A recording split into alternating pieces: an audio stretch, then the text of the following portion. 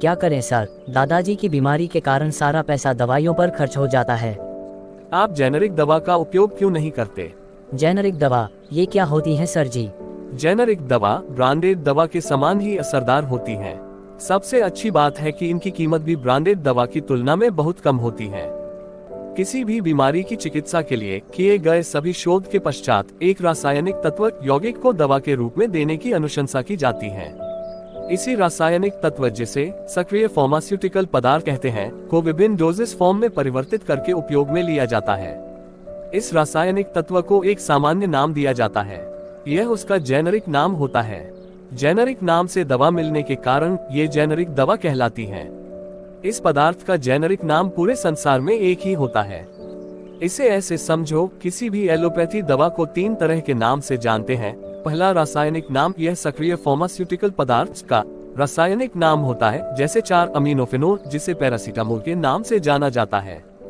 दूसरा जेनेरिक नाम अंग्रेजी दवाइयों में पाए जाने वाला सक्रिय फार्मास्यूटिकल पदार्थ है, जिनको एक विशेषज्ञ समिति के द्वारा प्रमाणित किए जाने के पश्चात संबंधित देश की फार्माकोपिया या ग्रहण की गई फार्माकोपिया में सम्मिलित किया जाता है।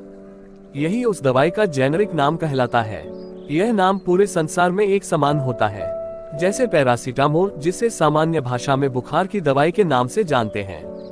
तीसरा नाम है ब्रांडेड नाम। किसी दवा कंपनी के द्वारा जब जेनेरिक दवाइयों को कंपनी के द्वारा कोई भी नाम देकर उसे बाजार में बेचने के लिए उतारा जाता है, तो उसे ब्रांडेड नाम कहते हैं। जैसे Crocin, GSK company, Pacimol, Ipca company आदि। इन सभी में पैरासीटामोल ही पाया जाता है। ब्रांडेड नाम के ऊपर संबंधित कंपनी का पेटेंट होता है, लेकिन उसमें पाए जाने वाले सक्रिय फार्मास्यूटिकल पदार्थ, एक्टिव फार्मास्यूटिकल इंग्रेडिएंट्स, जिसे हम जेनेरिक नाम से जानते हैं, पर पेटेंट नहीं होता। इस सक्रिय फार्मास्यूटिकल पदार्थ पर पेटेंट उसी कंपनी का होता है जिसने अनुसंधान करके इसे बनाया है। सर जी, जेनेरिक दवा और ब्रांडेड दवा की कीमत में कितना अंतर होता है?